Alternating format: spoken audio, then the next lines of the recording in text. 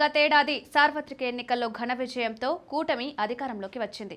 భారీ ఆధిక్యం సాధించి ప్రభుత్వం ఏర్పాటు చేసిన కూటమి పార్టీలు ప్రస్తుతం రాష్ట్రంలో పటిష్టంగా కనిపిస్తున్నాయి. అదే సమయంలో రాజకీయంగా తిరిగి పట్టు సాధించేందుకు విపక్ష వైసీపీ తీవ్రంగా ప్రయత్నిస్తోంది.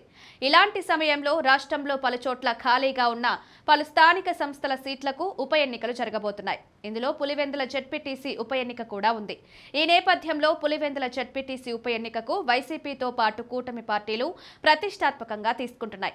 జగన్ అడ్డాలో జరిగే ఉప ఎన్నికల్లో విజయం సాధిస్తే భవిష్యత్ రాజకీయానికి కీలకంగా మారుతుందని అంచనా వేస్తున్న టీడీపీ ఈ ఎన్నికల్లో ఎమ్మెల్సీ బీటెక్ రవి సతీమణి లతారెడ్డిని బరిలోకి దింపింది.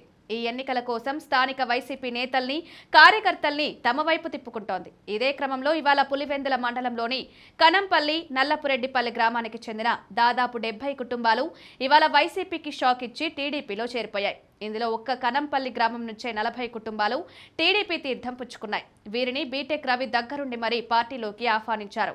పులివెందుల మండలం నల్లపురెడ్డిపల్లె గ్రామానికి చెందిన సుమారు 25 కుటుంబాలకు జమ్మలమడుగు ఇన్ఛార్జ్ భూమేష్ రెడ్డి కండువా కప్పి పార్టీలోకి ఆహ్వానించారు.